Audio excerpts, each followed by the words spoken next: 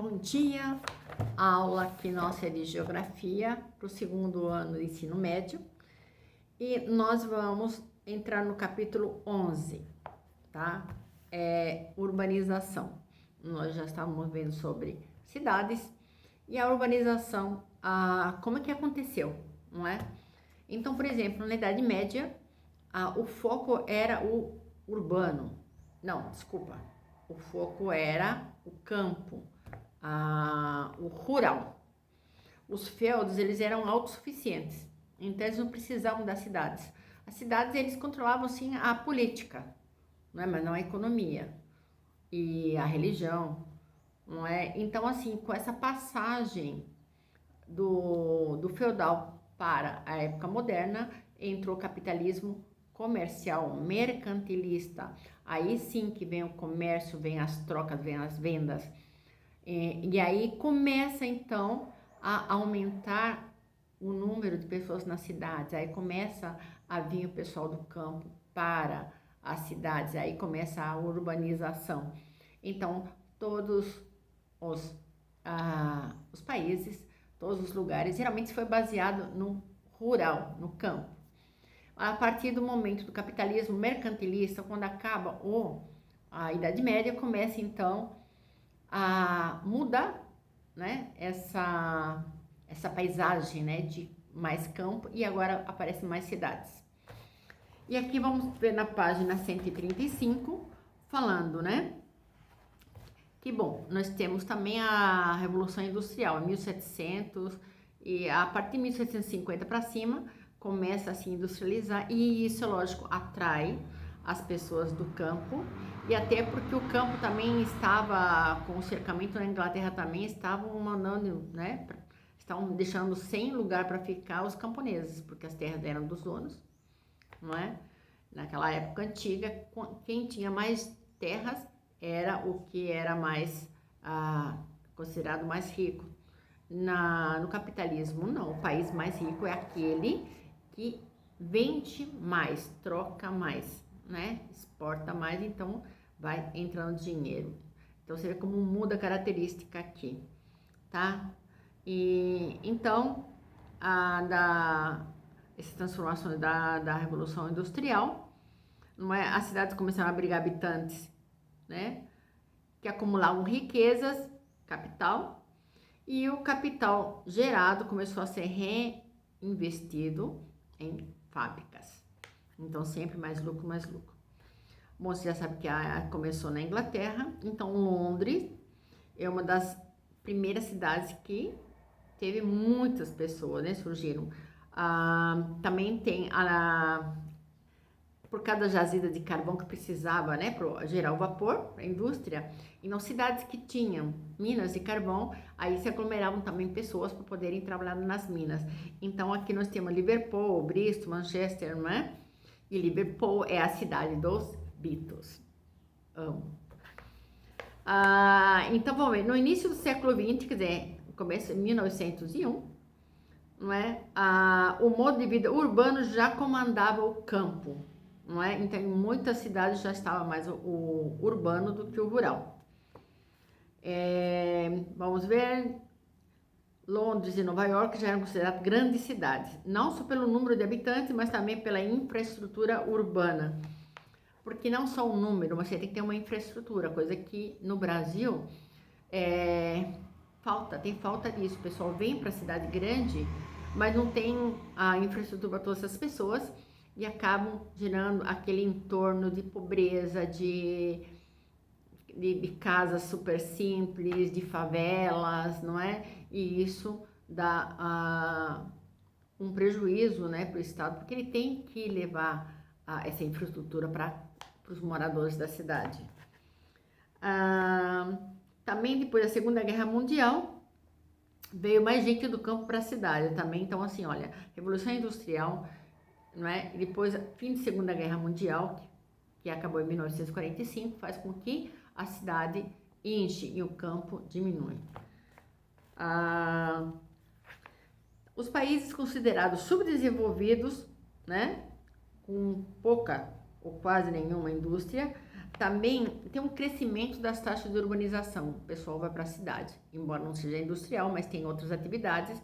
Por exemplo, na África tem quando eles acham diamante, né? O ouro. Então, isso aí faz crescer o número das cidades que vão depois procurar, mas não é por causa da indústria, tá? Também tem o petróleo, né? Que no Oriente Médio também, cidades lá também aumenta muito. Isso não quer dizer que é da indústria, mas é outra atividade que tem. Aí você tem um texto aqui, e esse texto aqui também, se você acha interessante ler, se não, são exemplos, né? Mas eu gosto da tabela aqui na página 137, população urbana, a porcentagem. Olha que legal, ele separa países industrializados. A partir de 1990 já estava a maior parte na cidade, né? Urbanizado. Mas em 2020, é assim, é um exagero, é acima de 80% estão nas cidades. Os superindustrializados, então, tem 95% até 98%, não é? Das pessoas nas cidades. Isso quer dizer que o campo é super automatizado, né? Tem toda a estrutura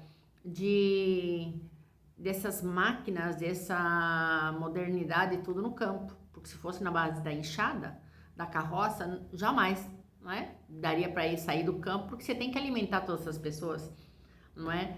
Então, essas máquinas, essa tecnologia nova no campo faz com que poucas pessoas precisam, né, trabalhar, manejar isso aí, e o resto vai para cidades onde, com o tempo, né, hoje em dia, não é mais a indústria, mas já é mais o setor terciário da economia que fica nas cidades, certo? Então, o centro das cidades agora é mais o comércio e mais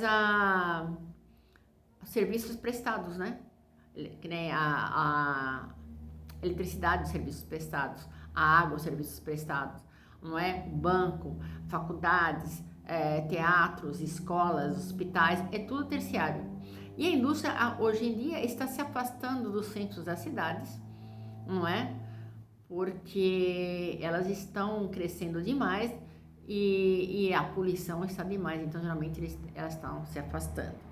Legal aqui, países emergentes, que no Brasil, país emergente, ele já estava em 90, já estava com 73%, e no nosso ano agora está com 86,8%. Quer dizer que no campo, no Brasil, nós temos 13,2% no campo, para alimentar todos esses 80 e poucos por cento.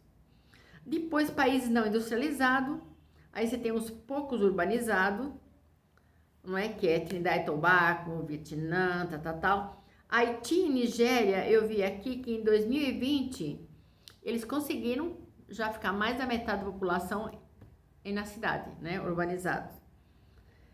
Nos países muito urbanizados, o Kuwait aqui também tem a maior, Uruguai, as Bahamas, Venezuela, Líbano. A maioria aqui é urbanizado, muito urbanizado, porque você tem alguma atividade e não é a indústria, não é? Porque não é industrializado. Geralmente, por exemplo, pode ser o petróleo, pode ser o petróleo, a maioria aqui é petróleo, ouro, né? Minérios, essas coisas todas, mas não é realmente indústria. Aí você tem uma rede de hierarquia, né, das cidades, então, das mais importantes às menos, das maiores às menores. As maiores não quer dizer que são mais importantes, as mais importantes é aquela que tem a nível mundial, não só nacional, mas ela ultrapassa as fronteiras a nível mundial, né, como São Paulo. São Paulo está inserida em tudo, é uma metrópole, é uma megalópole, né, é uma cidade internacional, ela tem tudo nela. E já a indústria que começou na cidade de São Paulo, ela foi se afastando cada vez mais do centro da cidade, né? Onde atingiu um ponto exagerado de urbanização aqui em São Paulo. Bom, então uma rede urbana é formada por um sistema de cidades, né? De um país ou de uma região. Onde, né? eles têm os meios de comunicação e de transporte, e aí tem um fluxo de informações entre eles que estão todo dia atuando aqui, não é? Aí tem mercadorias, pessoas, capitais e tecnologia toda hora girando em torno dessas cidades, que é a rede urbana. Tem umas redes mais densas, não é? Que se desenvolvem pela infraestrutura, como rede de transporte e comunicação. E aí nessas encontram-se as metrópoles e as megalópolis, tá? Aqui cita Estados Unidos, não é? O Japão, México, São Paulo, Rio de Janeiro, Buenos Aires. Bom, aqui no interior das redes, a cidade, em função dos seus serviços, né, que oferecem, exercem influência econômica, política e cultural, umas sobre as outras. Então, por exemplo, aqui em Jacareí, se a gente quer ver uma peça de teatro boa, nós vamos para a cidade de São Paulo, não é? Então, então eles exercem influência. Se a gente quer um bom hospital, fala, meu Deus, eu vou lá em São Paulo. Tá? Então, exerce uma influência, né, grande, tanto cultural, política, econômica. E vamos ver. Nós temos aqui essa hierarquia: metrópole mundial, a influência ultrapassa os limites do país, não é? Como São Paulo, Tóquio, Nova York. Metrópole nacional, a sua influência é dentro do país, não é? E deixa eu ver aqui o que se põe mais. Por exemplo, aqui Washington é a capital, mas Nova York é a metrópole com maior influência, tá? Então Washington é a nível nacional.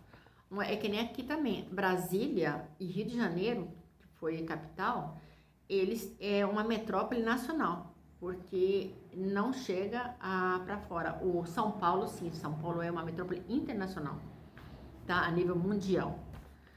Bom, então nós temos a nacional, aí nós temos a metrópole regional, influência em várias cidades, né? Em seu entorno aqui, como Manaus, legal, que colocou do Brasil, né? A capital regional, o raio de influência é dentro dos limites do estado, como no Pará, não é? Que é Belém do Pará, ela tem a esse nível. Centro regional, influência sobre as cidades menores. Por exemplo, a São José aqui, ele exerce uma certa influência, porque se você quer fazer, não é, uma faculdade em Jacareí, geralmente você vai em São José, que tem vários tipos de faculdade lá oferecem, não é? Então, você vê que tem, eu vou no shopping de São José, porque São José é que tem um shopping, tem vários shoppings. E certas coisas, então a gente vai lá para São José. Então, ela é um centro regional para nós aqui em Jacareí. Vamos ver. Depois, tem um contato entre as cidades, tem uma dinâmica diferente de uma para outra, não é? Então, não é porque é menor ou porque é maior. O que vai muito é na troca de informações e no transporte, que é a que faz toda essa ligação aqui. No Brasil, né, a evolução da estrutura da rede urbana, ela é dividida em 4 períodos. Que você tem 1930, não é? Ainda estava acabando o café, o período áureo do café, porque deu um problema, né, em 1929 nos Estados Unidos, que afetou todo mundo, então o café decaiu, e aí foi quando começaram a ser implantadas as indústrias aqui. Então, a integração econômica entre as regiões, o IBGE era frágil, né, entre os estados, e a urbanização estava se organizando em escala regional, certo? Então, é um período. Segundo período, de 30 a 40, as melhorias do sistema de transporte e telecomunicação influenciaram o início da unificação econômica, concentrando as atividades urbanas e industriais no sudeste do país, São Paulo e Rio de Janeiro, tá? 1950 a 1980, predominou o êxodo rural, não é? Porque a lei, ela colocou que todo o trabalhador rural teria que ser registrado, não é? Então, ganhar férias, 13º, então muita gente foi, não é, dispensado no campo. Para onde vão? Para as cidades, tá? Também tem essa apropriação de terras do pessoal, né, do pessoal mais abastado, que vão pegando as terras dos pequenos lavradores que não têm condições, tiveram uma safra e tal, então acaba expulsando as famílias também, tá? Depois nós temos aqui do êxodo rural, que aumentou a população. Após a década de 80, o fluxo migratório que predomina é urbano, né? Com o crescimento das cidades médias e megalópolis regionais. O urbano porque vai de uma cidade para outra que tem emprego. Então, você quer emprego, você vai numa cidade que tenha, né, empresas, indústria para te dar um emprego, você não vai para o campo. Então, aí você vai, esse é o urbano que nós temos aqui, tá? Aí depois aqui cita que a expressão cidade global, não é, que apresenta uma hierarquia de cunho econômico, uma expressão utilizada por Sakya Sassi, porque antes a gente falava a megacidade e a cidade global, hoje está mais difundida, não é? Mais chique. Vamos ver aqui mais que tem. As cidades globais contam com uma infraestrutura de prestação de serviços altamente especializada. É só pensar em São Paulo que a gente conhece lá, né? Agrega instituições que influenciam e controlam redes mundiais de bancos, não é? De indústria, comércio exterior, serviços financeiros e muito mais coisas aqui, tá? Vamos ver o que tem mais aqui. As cidades, um grupo de estudos aqui, a globalização do mundo aqui, ele classifica as cidades em 3 categorias, alfa, beta e gama, e dentro dessas eles têm a subdivisão, né? A alfa tem mais, e depois tem a alfa mais, tem a alfa sem nada e tem a alfa negativo, não é? Que São Paulo está classificada alfa, nem mais nem menos, alfa. Aí depois nós vamos aqui na página 140, vamos aqui nesta página aqui, não, nós estamos na página 140 aqui. Fala da cidade é alfa e o Rio de Janeiro está no beta, tá? As cidades globais, elas podem ser classificadas como mega cidade, mas tem que ter mais de 10 milhões de pessoas, tá? Aí depois nós temos uma tabelinha aqui embaixo, vamos ver aqui. As megacidades estão localizadas em países pobres ou em via de desenvolvimento. Muitas delas estão em países pobres ou em via de desenvolvimento. E isso significa que elas concentrarão os maiores problemas sociais e econômicos. Porque se são países pobres, não é pela indústria, estão lá pelo número de pessoas para alguma atividade, não é? E isso daí aglomera as pessoas sem uma infraestrutura para elas, sem água encanada, sem luz, não sei o que. As moradias, vocês já sabem, aquelas favelas que eles fazem assim, ao redor, no entorno, onde eles podem. Então, segundo a ONU, as megacidades tem na América, tem São Paulo, né? Eles colocam 22 milhões, mas São Paulo, a cidade de São Paulo está com 12 milhões, no máximo 13 milhões. Coloca como 22, a cidade do México coloca como 22 milhões também. Na África tem o Cairo, que é a capital do Egito, que coloca com 20 milhões. Na Ásia tem Pequim, na China, né, capital, com 20 milhões. Xangai, que fica na China, com 26 milhões. E Dhaka, né, que fica em Bangladesh, com 20 milhões. Nova Delhi e Calcutá. E Mumbai também, que fica na Índia, elas estão também com 22, 29 e 18,7 milhões de pessoas na cidade. Você imagina quanto que é a densidade demográfica, né? Bastante. Bom, a revolução tecnológica aqui no século XX, ela tornou o espaço, ela modificou o espaço, né? Então aqui ela criou cidades tecnopolos. Isso que é cidades que tem uma alta tecnologia, ela está, né, trabalhando em alta tecnologia. Então a tecnologia é o principal subsídio para as relações econômicas. A pesquisa e os institutos de tecnologia de ponta, eles passam a ser o centro da dinâmica capitalista. Então, não é mais fábrica, mas é a tecnologia de ponta que agora é o forte que nós temos na economia hoje em dia, tá? E esse centro tornou-se polos de atração para indústrias desse tipo aqui. Então, essas tecnopolos geralmente são perto de cidades, de grandes cidades, com bastante população, porque a população vai até lá para estudar e tal. Nós temos aqui o mais antigo Tecnopolis aqui, é na Califórnia, Estados Unidos. E aqui em São Paulo é legal, em Brasil, porque nós temos São Paulo Campinas, né? Que é centro de pesquisa e estudo, né? Universidade. E aqui também, que é muito legal, São Carlos também, tá? Bom, e nós temos aqui super perto São José, que nós temos o ITA, né? Nós temos também o CTA. E tem o outro aqui, o CTA, que mais aqui, nós temos aqui o Centro de Desenvolvimento das Indústrias Nascentes, CEDIM, e o Parque Ecotecnológico, não é? Industriais importantes, tal. Super estamos emergindo e nós estamos aqui do lado, ao lado da cidade, como eu digo assim, é uma cidade regional, né, que influencia todos os municípios ao redor, e São José é. Bom, tem as regiões metropolitanas de um plano diretor, não é? Porque você tem esse aglomerado de pessoas que vêm, e aí a cidade tem que ter esse plano diretor que foi feito, vamos ver em que época.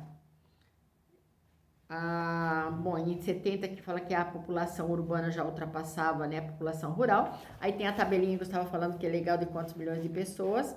E aí você pode ver que a partir de 1970 o urbano consegue passar o rural. Na 142, se afirmaram mais as relações capitalistas de cidade e campo, porque o campo começou a necessitar da tecnologia da cidade, e a cidade necessita dos produtos, da matéria-prima do campo. Então, essa inter-relação aqui não pode ser afetada, tá? Aqui nós estamos mais interessante aqui. São Paulo e Rio de Janeiro são as grandes metrópoles brasileiras, não é? Por causa que desenvolveu a malha rodoviária, que é o que liga as cidades, né? E possibilitou a integração regional, e até porque muitas cidades, com essa malha rodoviária, você vai fazendo as cidades crescerem, vilas, que eram vilas, virarem cidades, não é? Porque o transporte, quando passa num lugar, isso daí, tem transporte, posso morar. Mas se não tiver transporte, como é que eu vou fazer para sair da cidade? Então fica difícil, não é? Então essa malha rodoviária ajuda muito a espalhar a população, né? Ela sair dos centrinhos e ir para outras cidades menores aqui. Daí nós temos aqui a Constituição, né, brasileira, em 1988. Ela diz que os estados podem, por leis complementar, né? Então tem a lei, aí você pode complementar, criar aqui, agregar municípios e criar áreas metropolitanas. Então, assim, Brasília já aproveitou em 1998 fazer a RID, que é Região Integrada de Desenvolvimento de Entorno, que é Brasília e mais 19 municípios ao redor goianos, né? Tem municípios goianos e 2 mineiros. Então, 2 de Minas e 19 de Goiás, tá? E a nossa última página, 144, a década de 1990, revelou não apenas que as grandes metrópoles, mas também as cidades médias estão crescendo demais, não é? Então, aí pede a atenção para isso. E aí tem uma Constituição, né, que ela instalou um conjunto de leis que gerou o plano diretor, né, que contém como é que você planeja a área da cidade urbana e a área rural também, tá? Então, assim, a responsabilidade e elaboração do plano diretor é da prefeitura municipal, que lá vai ver, tem que ver os profissionais que necessita, analisar todo o seu território, todo o seu limite, para ver o que vai implantar. E aí vai o zoneamento do solo urbano que eles vão elaborar, tá? Então, aqui, depois fala aqui a Lei 2001, Estatuto da Cidade, regulamenta alguns artigos aqui que tratam da política urbana, fornecendo diretrizes para esse desenvolvimento, né, das áreas urbanas. E aqui, uma visão geral de tudo isso aqui, que você vai ler bonitinho, vai estudar, vai responder as questões aqui, que aí você vai ficar mais inteirado disso, tá? E a próxima semana a gente vem com o último capítulo 12, tá? Besitos!